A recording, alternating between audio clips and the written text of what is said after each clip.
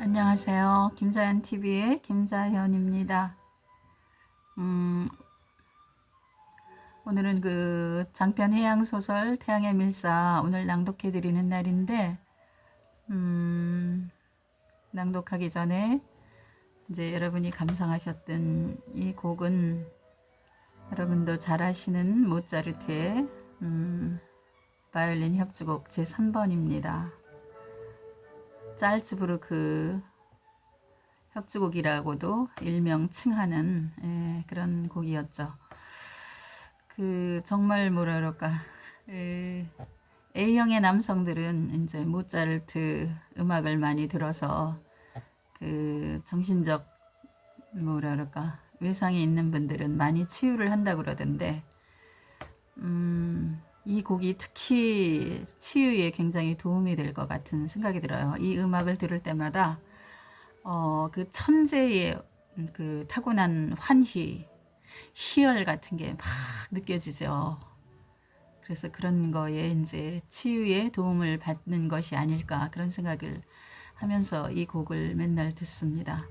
여러분 귀에도 굉장히 익숙한 곡이죠. 오늘 이 9번째 챕터 고개를 꺾는 5월 읽어드리기 전에 잠깐 감상했습니다. 언제 누구의 실황 중계인지 모르겠어요. 그 교황청에서 나와서 함께 들으시는 것 같습니다.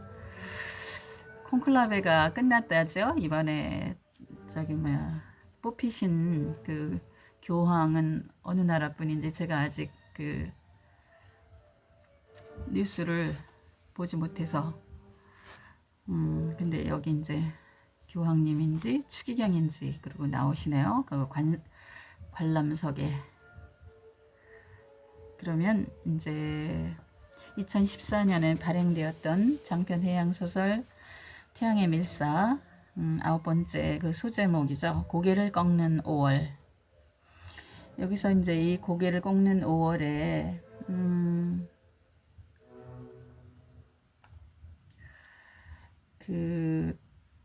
나오는 그 주인공을 좀 얘기를 하자면, 이제 승재라고 나오는데, 지금 이제 여기서 읽어드리면 아시겠지만 이제 고아예요. 자기 엄마 아버지가 그 나병 환자여가지고 그 분리돼서 할머니하고 이제 자라는 이제 그런 캐릭터거든요. 그래서 그 고등학교 이제 해양고등학교 이제 그런 데 들어가서 그 선원이 되려고 마음을 먹고 처음으로 이제 여기 연이 닿아서 이 야화선에 함께 이제 동승한, 이제 그러니까는 배 안에서 이제 잔심부름하는 아이죠. 그러니까 이제 지금 이렇게 작은 소제목, 이제 고개를 꺾는 5월, 뭐 하여튼 먼저 번에는 왜 날칼과 꺽쇠 이제 이런 사람들이 나오잖아요. 그래서 지금 이제 그 중반으로 들어가기 전에는 그 야화선에 타고 있는 선원들의 그 하나하나를 이제 소개하는 거나 마찬가지예요. 그들의 이제 누구누구 어떤 성향과 뭐 자라온 내력이 어떤지 이제 그런 사람들을 이제 여기서 이제 뭐라 그럴까 이제 선보이면서, 그러니까 다양한 인간 군상 이제 그런 사람들이 이 야화선에 전부 다 타고 이제 이 대단한 그 밀항이라는 과업을 여기서 수행해내는 거죠. 그래서 이제 그 이왕 소설을 쓰면 말하자면 그 작가가 얘기하고자 하는 커다란 어떤 목적, 그거 이외에 이제 등장인물이나 어떤 작은 사건이나 사고나 이런 것들을 이제 만들어서 작가가 이야기하고자 하는 그 사회에 바라는 내용, 본인이 이제 갖고 있던 어떤 그 중심 사상이나 뭐 이런 것들, 주장하는 바, 그런 것들을 이제 동시에 성취하면 좋을 것 같더라고요. 저는 하여튼 그랬어요. 그래서 그 여기서 이제 캐릭터도 아주 다양하고 그런 아주 다양한 매력을 가진, 더군다나 이제 각 이제 환경은 같지 않다 하더라도 뭐라 그럴까 그 막다른 골목에 있는 사람들, 정신적으로 심리적으로 그런 사람들의 이제 인간 군상들을 야화선에 이제 태워서 이제 가는 겁니다. 그러면 9. 고개를 꺾는 5월. 번듯한 길을 놔두고 승재는 산복도로를 건너 남의 집 뒤터로 나 있는 입산금지 철책의 개구멍을 통해 길이 없는 잡목숲을 헤치며 대청공원을 향해 올라갔다. 개나리 진달래가 온 산을 물들이더니 이제 산뻗도 지고 물이 좀 피어있는 철쭉도 지는 중이다. 어디선가 아카시아 향기가 진동을 하며 코끝을 스쳤다. 풀도 나지 않은 맨 땅에는 벌써 여름의 땅김이 훅 하고 올라왔다. 승재는 잠깐 어지럼을 느꼈다. 벌써 두꺼워진 주황빛들이 번쩍이며 여름을 예고하고 있는 것이다. 연두빛에서 이제 진초록으로 물들어가는 나뭇잎에 햇살이 강렬하게 내려앉는다. 승재는 얼른 그늘로 들어섰다. 바다의 생활은 어떤 것일까? 선원들이란 거칠다고 하던데 승재는 다가올 신세계에 대한 기대와 희망보다는 불안과 두려움이 가슴을 짓누르는 것을 느꼈다. 다시 부사랑에 돌아오면 5월이 끝나갈 무렵 이곳이 고향이라고는 하나 돌아온다 해도 이제 반겨를 줄이 아무도 없는 땅이다. 순간 불큰 솟아나는 눈물을 승재는 주먹으로 쓱 닦았다. 자꾸만 찔끔거릴 것 같아 길이 아닌 곳을 택했으나 눈물이 후두둑 얇은 회색 남방 앞서프로 떨어졌다. 혹시 보는 사람이 없을까 해서 주변을 둘러보았다. 숲속에는 아무도 보이지 않고 공중에 그물을 치며 날아다니는 새들만 눈에 띄었다. 그로부터 30여 분을 걸려 승재는 대청공원에 올라섰다. 타지에서 온 관광객인 듯 충원탑 앞에서 비문을 읽고 있는 몇 사람 밖에는 공원은 한산했다.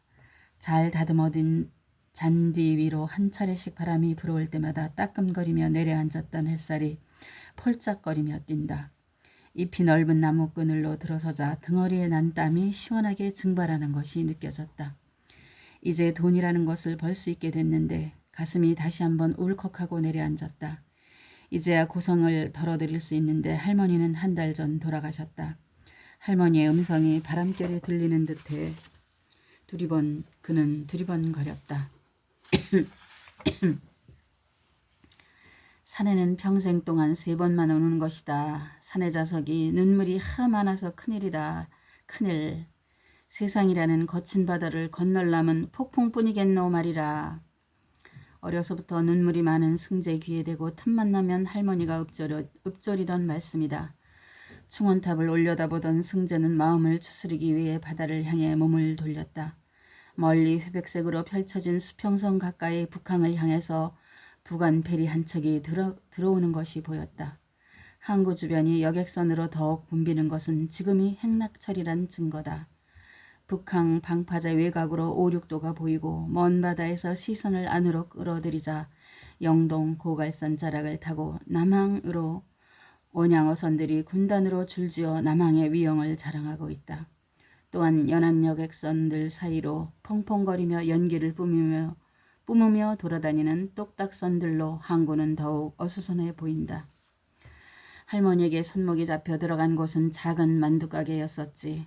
승재가 들어선 5~6m 전방에 모자를 푹 뒤집어 쓰고 머플러로 목덜미까지 가린 아줌마 아저씨가 보였다.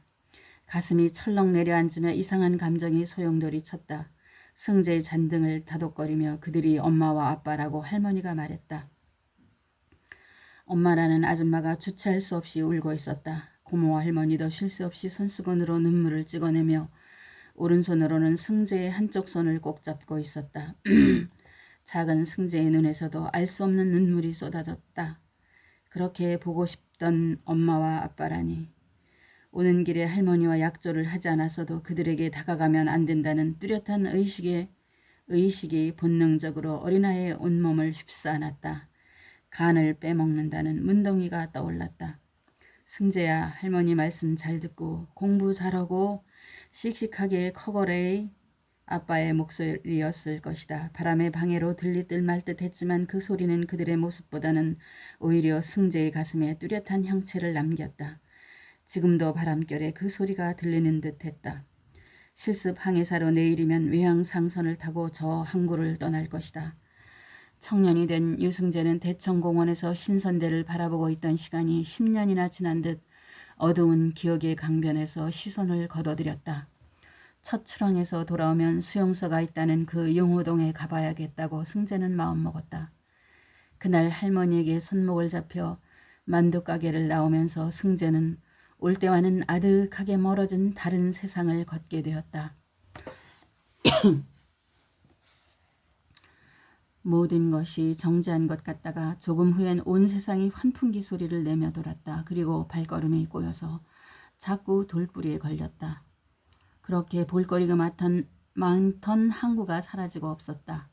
할머니에게 손목이 잡힌 아이는 그 동네를 다 벗어날 때까지 내내 목젖을 심하게 떨었다. 그날의 충격을 무엇이라고 말해야 할까? 차라리 내 부모가 묻혔다는 봉분 두기를 만났던 것이 낫지 않았을까?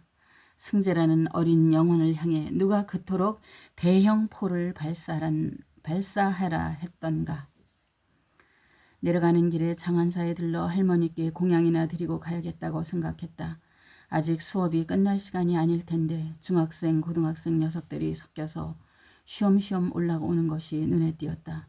예전에 자신처럼 왜 공부는 해야 하는지 알 수 없는 녀석들일 것이다.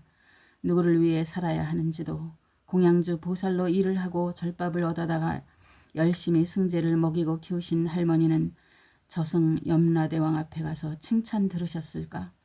실습 항해차 내일 모레면 한 동네 사는 포동이 아재를 따라 야화선이라는 외국으로 나가는 상선을 타게 된다. 이제 남은 한 학기 등록금도 할머니가 일하던 장안사에서 종전처럼 담당하기로 했다. 할머니가 다시 살아나신다면 이제는 열심히 살아질 것 같다.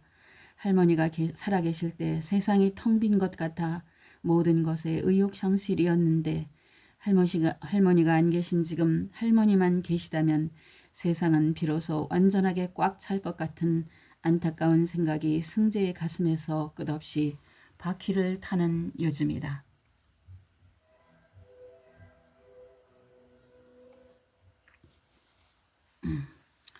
장안사로 가는 우측의 작은 오솔길로 접어들었다. 경내로 들어서자 할머니의 재취처럼 향불 냄새가 진동했다.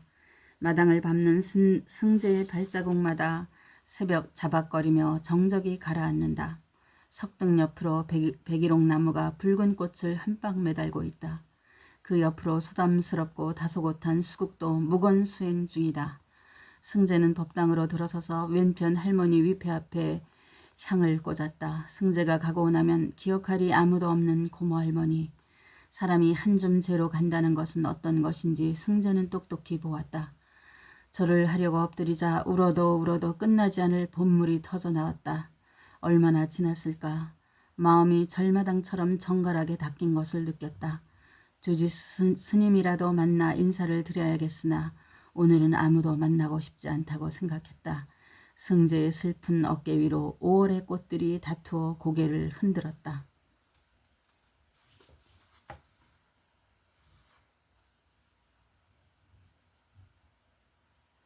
승재가 어떻게 자라온 아이인지 여기 이제 아시겠죠? 이제 지금 대천공원, 부산에 있는 대천공원에 올라서서 그 항구를 내려다보면서 이제 마음을 다지는 거죠. 이제 내일이면 타고 떠날 그 야화선을 생각하면서 이제 겁도 나고 그 불안한 심리가 이제 오락가락하면서 자기의 자라온 내력이 여기에 이제 나타나고 있습니다. 그 다음에 이제 10번째 깃털들의 변. 무엇을 입을까 서울에서 가지고 온 옷가지들을 쭉 훑어보았다. 검은색 모직 바지에 베이지와 카키색 체크무늬 콤비 상의를 입어야겠다. 그리고 반팔로 된 밝은 청회색 티셔츠를 입으면 되겠군. 족같은 인생을 살아온 놈들이라서 더욱 빈틈을 보여선 안 된다. 바라보는 대상이 어떤 순간에도 범접할 수 없는 무력감을 선사할 때 카리스마란 존재하고야 만다. 진수는 옷을 다 입고 거울을 들여다보았다. 곱슬머리도 만족스럽게 제자리를 잡고 있다. 그리고 검은 양말을 꺼내 신고 고동색 옥스포드화를 꺼내어 끈을 다시 맸다. 호텔 바로 밖에 있는 딱새에게 구두를 닦을까 했지만 그는 생각을 고쳐먹었다. 구두가 너무 반질거리면 촌스럽기 때문이다. 물기가 약간 남아있는 타올로 구두를 닦고 마지막으로 전신을 거울에 비추어 보았다. 그는 두 주먹을 쥐고 흡족한 웃음을 지으며 손가락 관절을 소리나게 꺾었다. 자식들 다 죽었어. 6시가 넘은 시각이었으나 밖은 아직도 환했다. 광복동 길을 걷고 있는 진수에게로 저녁바람이 시원하게 불어온다. 야화선에 함께 승선할 어떤 선원보다 이번 출항은 진수 자신에게 가장 의미심장한 출항일 것이다. 마침내 폭력 조직과 손을 잡았단 말이지. 그는 상그릴라 호텔 밖에서 석간을 한 부 샀다. 실업자 드디어 100만 돌파. 일면 머릿기사다. 돌파라니. 자식들. 기자라는 자식들이 이 정도로 무식하단 말인가. 아니 실업자 100만을 만들기 위해 목표라도 세웠던 거야? 돌파란 어떤 바람직한 지향점을 애써 도달할 때 쓰는 단어 아닌가. 진수는 심사가 사나워져 신문을 반으로 접고 다른 기사로 시선을 옮겼다. 큰 활자가 눈에 들어왔다. 탈북자 부부와 어린 아들, 러시아 거쳐 한국 무사 귀순.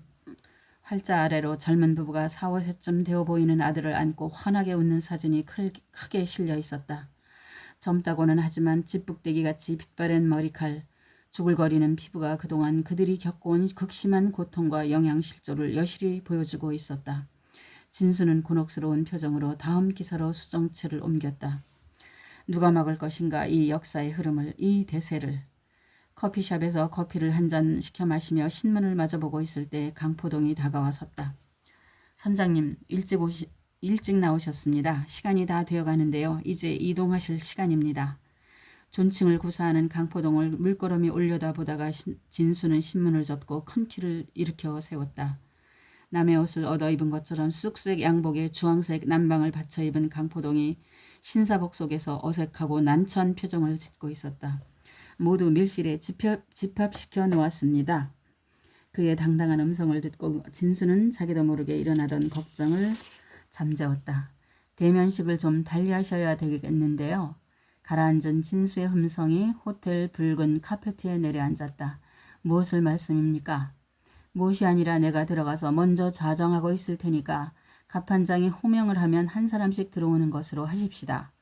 아, 그렇군요. 무슨 말씀인지 알아들었습니다. 그럼 조금 있다가 올라오시죠. 준비 완료되는 대로 소식 전하겠습니다. 다시 자리에 앉은 전진수는 신문의 머리 글자를 따라 읽지만 이미 아무것도 머리에 들어오지 않았다.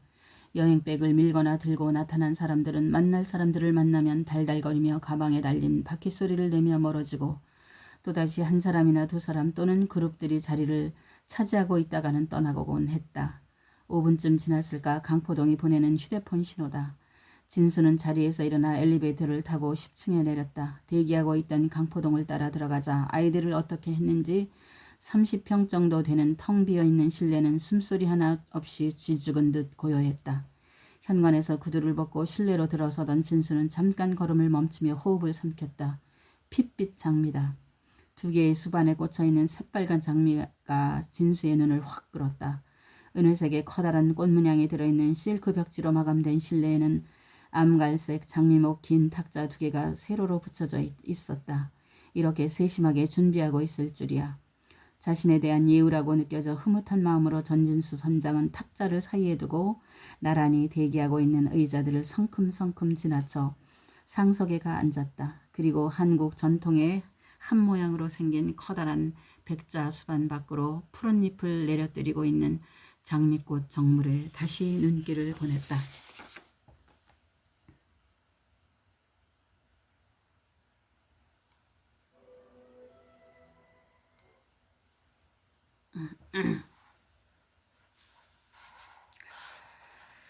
조직에서 치밀하게 신경을 쓰고 있다는 이야기 아닌가. 그런데 30송이를 넘게 꽂힌 저 정물이 왜 쏟아진 선혈처럼 핏빛으로 보이지? 순간적인 흥분을 가라앉히며 몇 발짝 떨어져서 부동 자세를 취하고 있는 갑판장. 강포동을 향해 진수는 이제 시작해보자는 사인으로 턱을 올렸다 내렸다. 모처럼 양복을 입은 강포동이 어색하고 갑갑해 손수건으로 이마에 땀을 닦더니 들고 있던 명단을 보고 첫 번째 면접자를 호명했다. 그럼 지금부터 선장님을 모시고 우리 야화선 선원들의 대면식을 시작하겠습니다. 제일 먼저 기관장 들어오시죠. 네, 기관장 문기관입니다. 다음은 통신장입니다. 도어가 열리고 중키의 얼굴이 비쩍 마른 타입의 50대 중반 남자가 나왔다. 선장 있는 쪽으로 고개 돌리며 허리를 굽혔다. 통신장 최전달입니다. 선장님 왼편으로. 다음은 1항사. 네, 1항사 김학년입니다. 다음은 2항사. 네, 2항사 함대 이루기입니다. 누군지 킥킥대는 소리가 잠깐 들렸다. 밝은 모습의 30대 초반으로 중키의 남성이다. 진수도 속으로 웃음이 나오는 것을 꾹 눌렀다. 이름 하나로 그의 미래까지 직업까지 선택해준 그의 부모는 어떤 사람들일까? 함대는 군함을 이야기하는 것 아닌가. 앞으로 더 큰 물에서 놀 날이 그에게 닥쳐오겠지. 3등 항해사 들어오소. 전진수 선장이 2등 항해사의 이름에 잠깐 마음을 빼앗기고 있는 사이 깨끗하게 생긴 얼굴에 귀티가 흐르는 젊은이가 양미간을 잔뜩 찌푸리고 들어왔다. 긴 머리는 뒤에서 질끈 동여져 있었으며 건장한 어깨와 역삼각으로 내려가는 잘룩한 허리를 청지로 된 남방과 청바지가 감추고 있었다. 3등 행항사 친성조입니다. 진수의 입가에 웃음이 번졌다. 자신이 힘겹게 건너온 다리를 지금 신성조가 건너고 있는 듯 보였다. 세상의 번민을 모두 짊어진 듯 반항과 불만이 잔뜩 들어있는 성조의 얼굴을 선장이 유심히 바라보았다. 그리고 1기사부터 3기사까지 모두 들어오소. 진짜 엔지니어들이다. 배가 바다를 누빌 수 있도록 실질적으로 계기를 작동시키고 동력을 만들고 프로펠러가 돌아가게 하는 사람들이다. 다음은 우리 식사를 책임질 주자들입니다. 얼굴이 뽀얗고 통통한 주방장과 평범한 생김의 조리사가 한 명 등장해서 꾸벅하고 허리를 굽혔다. 다음은 제일 타수부터 조타수 모두 들어온나. 배의 방향을 잡는 사람들이다. 나침반의 움직임에 따라 배에 나아갈 방향을 핸들을 이리저리 돌리는 사람들이다. 예전에는 수동이었으나 지금은 모두 오토매틱으로 시스템화되어 있다. 다음은 갑판원들 모두 나온나. 망치, 꺽쇠, 날칼이 구부정하고 삐뚤어진 자세로 슬슬 기어나왔다. 실내 분위기가 갑자기 싸늘하게 식었다. 미소를 머금고 있던 진수의 얼굴에서도 웃음이 서서히 거쳤다. 모두 험상궂은 얼굴이었으나 3명 모두 극적으로 대비되는 얼굴에는 각각의 개성이 뚜렷하게 나타나 있었다. 우성해운 천일도 회장이 잘 부탁한다는 자들이 이들이군. 한 놈은 무쇠처럼 단단하고 무지스러워 보인다. 오징어의 먹창처럼 탁한 눈을 굵게 진 쌍꺼풀이 감싸고 있다. 최후의 양심마저 마비된 놈으로 진수도 내심 소름이 돋았다. 이마에 커다란 흉터하며 쳐다만 보아도 보통 사람은 저절로 피하게 생긴 인물이다. 피부도 두껍고 검으며 개그름이 번질거리는 악종으로 보이는 놈이 3놈 중 제일 먼저 입을 열었다. 망치라고 합니다. 날칼입니다. 망치보다는 나은 것 같으나 더 나을 것도 없는 인상의 소유자다. 매섭게 찢어진 눈, 붉어진 광대뼈, 가늘고 긴 코에 목이 유난히 길다. 망치보다는 키가 10cm는 더 커 보인다. 인중 밑에 사선으로 난 저 정도의 흉터라면 아마도 입술이 두 동강 났었을 것이다. 푸르딩딩한 피부에 음습한 기분을 발사하는 사내다. 앞에 놈보다 기분이 나쁘면 더 나쁠 수도 있는 인상의 소유자다. 꺽쇠입니다. 앞에 나온 두 놈보다는 몸집도 작고 키도 작다. 쌍꺼풀 진 눈이 가늘고 길다.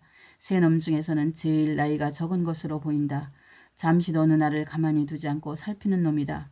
구부정한 자세하며 타고난 비혈아니다. 더구나 머리가 나빠 머리를 굴린다는 것이 이유도 없이 누구든 배신 때릴 각오가 되어 있는 놈으로 눈앞에서는 당연히 아첨꾼이다. 다음은 실습항해사 유승재입니다. 다 늙어버린 폐선처럼 찌들은 뱃놈들에 이어 유승재가 들어오자 이미 들어와 있던 모든 사람들은 물론 선장 전진수도 소리나지 않게 한숨을 길게 뽑았다.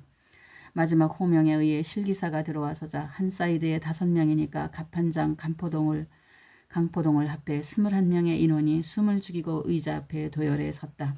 이상 저까지 총은 21명입니다. 이제 한솥밥을 먹어야 할 동지들을 의식하고 강포동은 더욱 뻣뻣이 부동 자세를 취했다. 안녕하십니까. 강포동의 구령에 맞춰 21명의 힘찬 복창이 실내를 쩌렁 울리자 진수의 등줄기로 급격한 흥분의 파도가 쓸고 지나갔다. 수고했소. 모두 앉읍시다. 조용하지만 절도 있는 발음으로 선장의 일성이 실내를 울렸다. 그럼 지금부터 선장님 훈시를 듣도록 하겠습니다. 지금부터 존칭은 생략한다. 갑판장이 호명할 때부터 여러분의 면면을 모두 보았다. 당신들의 신상 명세도 이미 입수한 바 있다. 어린 실황기사부터 나이든 갑판장까지 여러분은 다양한 연령층이며 저마다의 다른 세상을 걸어온 사람들이다. 그러나 우리는 이 순간부터 같은 운명에 처해진 존재다. 스스로 제 인생을 쓰레기처럼 마구 굴렸거나 애초에 막다른 운명으로 태어났거나 아니면 도약의 중간에 자이든 타이든 추락했을 것이다. 하지만 지금 여기 모인 총원은 잠김 상태에 있는 자신의 현실로부터 탈출을 시도할 뿐만 아니라 열망하는 사람들이라고 나는 단정한다. 내일 우리가 승선할 야화선이란 현실이라는 감옥에 자물통을 부수는 우리의 마지막 햄머다. 더럽던 세상에 작별을 고하고 우리를 탈출시킬 야화선은 다시 말해 끝이며 출발이란 의미다. 그러나 일단 출항하고 나면 배라는 것, 바다라는 것은 세상에 존재하는 최후의 감옥임이 틀림없다. 제한된 구역 밖으로는 한 발도 뗄 수 없는 무서운 생지옥이다. 다음 순간을 절대 점칠 수 없는 가장 큰 신에 저울 때이다. 폭풍과 황천을 만나고 백척간두에 선 미약한 인간 참상이 낱낱이 드러나는 현장이다. 그러므로 일단 선상에서는 개인이란 존재하지 않는다. 그래야 우리라는 공동체 속에서 우리 목적을 무사히 달성하고 한 명의 낙오자 없이 이 자리에서 다시 축배를 들 수 있을 것이다. 그러므로 지금부터 갑판장은 너희들의 깜빵장이다. 일단 승선하고 나면 선상에서의 질서를 무시하거나 명령을 어기는 자는 즉결 처분한다. 그런 자는 우리라는 공동의 생사를 위해하는 자이며 공동의 뜻을 와해할 목적이 있는 것으로 간주, 법이 정한 바 선장에게 부여된 권한으로 내 옆구리에 채워진 총구는 가차없이 불을 뿜을 것이다. 이것이 나의 임무이며 우리의 목적을 완수하고 낙오자를 최대한 줄이는 최선의 선택이며 나의 소신이다. 다시 말해 야외선이란 그 이름에서 느끼듯 밝은 낮을 거부하는 검은 조직의 선박이다. 여러분 또한 이 점에 대해 충분히 인지했고 동의한 바 있다. 다만 해양고 실습생인 실황사와 실기사 두 사람만은 내 명령으로 갑판장의 관리를 받을 것이다. 내 훈시대로 혼연일체가 되어 일사불란하게 움직여준다면 다시 부산항으로 돌아올 때쯤 우리 추락한 인생들, 우리들의 어깨에는 세상에 안착할 커다란 날개 쪽지가 돋아나 있을 것이다. 이상. 강포동으로부터 시작된 우레와 같은 박수가 장내에 한참 동안 퍼져나갔다. 갑판장, 이제 시작하세요. 지금까지 병력과 같은 선장님의 훈시를 들었습니다. 그럼 지금부터 모두 합심 단결하기 위해 각각의 각오를 듣겠습니다. 통신장이 가장 연배니까 통신장부터 시작합니다. 벌겋게 달궈진 얼굴을 들고 통신장이 엉거주춤 자리에서 일어났다. 바로 그때 잠깐 갑판장 가장 연배라니 아까 나이 따위는 잊어버리란 내 말 벌써 잊었습니까? 죄송합니다. 깜빡했습니다. 통신장 지금 나이가 어떻게 되셨소? 허허 만으로 59입니다. 그럼 우리 나이로 60이네. 그럼 기관장은? 옆에 있는 기관장에게로 시선을 옮기며 선장 전진수가 물었다. 나이 말씀입니까? 아 그렇소. 57입니다. 갑판장 이 두 분 하선할 때까지 나이 10년씩 영치시켜요. 알겠소? 예 알겠습니다. 두 양반 불만 없지요? 선장이 건너다 보고 묻자 기관장과 통신장은 황망히 손을 저으며 아닙니다를 연발한다.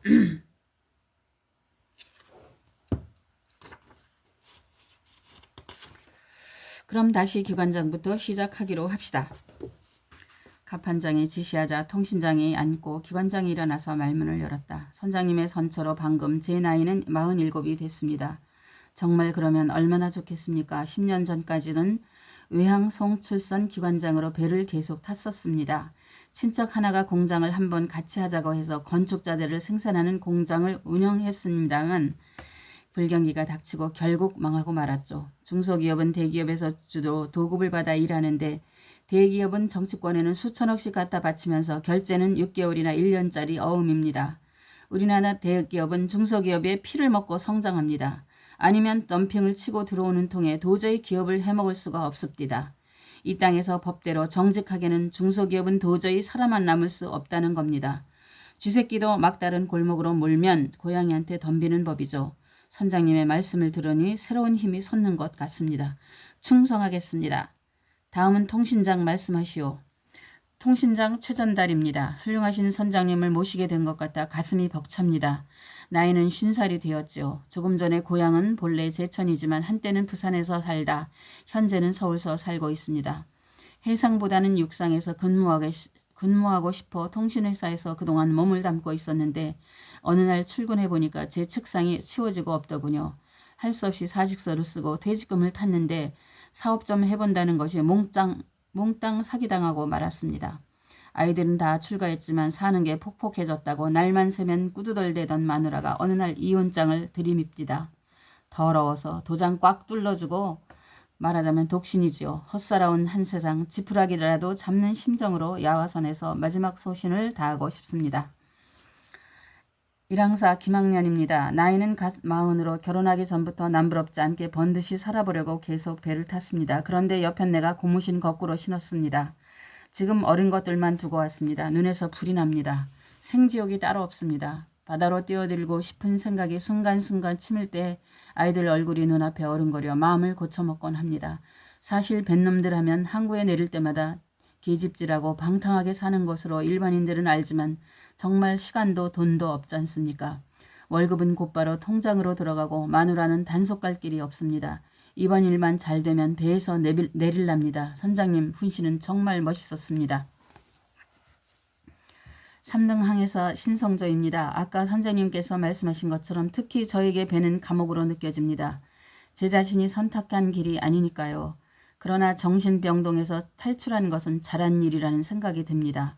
어른들께는 죄송한 이야기지만 더러운 세상이라고 생각했는데 선장님 말씀을 듣다 보니 한번 화끈하게 살아보고 싶은 용기가 납니다. 나이는 27 됐습니다. 잘 부탁합니다. 호명을 받고 들어올 때와는 사뭇 다른 말투로 신성조가 말을 마쳤다. 진수의 입귀에 빙그레 웃음이 살아나기 시작했다. 정신병동이라고 했나? 예, 저희 집입니다. 정신병동 중에서도 아주 중증의 환자들만 모여있는 곳에서 탈출했습니다. 그 정신병동에는 어떤 증상인 환자가 수용돼 있나? 예, 인류병 환자입니다. 그럼 본인은 환자가 아니란 말인가? 네, 저는 자타가 공인하는 삼류입니다. 장악하고 있던 긴장을 깨뜨리며 선원들이 기다렸다는 듯이 웃어댔다. 삼류? 좋지. 삼류 인생이 진짜 살맛 나는 인생이지. 잘했어. 그런 곳이라면 당연히 탈출해야지. 그런데 병동에서 탈출해 온 곳이 하필 감옥인 셈이네. 어쩔 텐가? 선장님께서 잘 지도해 주십시오. 우리 감옥은 선상 감옥이기 때문에 탈출이 쉽지 않을 텐데. 버텨낼 자신 있겠나? 예써. 노력하겠습니다. 도와주십시오. 선장을 향해 거수경례를 붙이는 3등 항해사 신성조가 얼굴 가득히 웃음을 담고 있었다. 강포동이 일어나서 소란한 장례를 돌아보며 조용히 할 것을 당부했다. 기관원들 그리고 가판원들이 대충 이름만을 소개하고 지나갔는데 이번에는 제일 험악해 보이는 추한범 망치라는 인물이 일어났다. 이름이 추한범이라예 보통 망치락합니다. 부산항에서 지 모름은 간첩이지에 무엇이든 삐쭉 나와갖고 안 들어가는 게 있다 카마 지를 불러주시소. 지가 망치 아입니까? 두드리 박는 데는 둘째 가면 서러운 사람인기라 때와 장소를 가리지 않고 팍팍 박심더. 그중 계집들에게 박는 거를 제일 잘 합니다이. 헤헤. 아까 선장님도 족같은 놈이라고 하시는데 족같은 놈들끼리 잘 해보입시다. 나이는 40하고 셋 먹었심더. 잠깐 술렁대던 장내는 방금 자기 소개를 끝낸 인물로 인해 팽팽한 긴장감이 다시 흐르기 시작했다. 이렇게 하여 너나 없이 벼랑엔 선 사람들, 날개 없이 추락하고 있던 인간 군상들을 끌고 야와서는 추랑전야를 맞았다. 제각기 형체를 거의 알아볼 수 없이 부러진 날개의 잔해를 뽑아버리고 과연 착륙할 지점이 어디일지 운명의 배는 추랑 초입기에 들어갔다. 대면식이 끝난 저녁 진수는 놈들이 깜짝 놀랄 만찬을 벌여준 후 통신장, 기관장을 비롯한 몇 사람이 권하는 술을 받아 마시고는 자리에서 일어났다. 그런데 도저히 떨쳐버릴 수 없는 어떤 그림자가 그 거리를 다 걸어 나오도록 가슴 한구석을 떠도는 것이 아닌가. 가을밤처럼 별이 총총한 하늘을 올려다보며 숙소를 향해 걷는 선장. 전진수가 휴 하고 한숨을 토했다. 얼굴이 흉측한 새놈보다 어린 실황사의 인상이 가슴을 왜 그렇게 짓누르는지 알 수 없는 노릇이었다. 네, 10번째 소제목까지 읽어드렸습니다. 여러분, 그러면 다음은 11번째의 소제목 영웅의 푸른빛인데 다음 시간을 기다려주세요. 이제 이렇게 해서 이 야화선의 이제 탈 21명의 모든 인원들이 이제 다 소개됐죠. 그런데 이제 그 주방에서 일을 보는 사람들이나 이제 실황사 유승재의 이야기는 그러니까 어머니 아버지가 이제 나병 환자였던 것 거기까지 이제 들으셨고 이제 실기사의 그 개인적인 그 성장 과정이나 캐릭터는 아직 여기에 이제 소개되지 않았고 이제 비중 있는 인물들만 이제 여기 이렇게 이제 소개를 했습니다. 그럼 여러분 다음 시간까지 안녕히 계세요. 고맙습니다.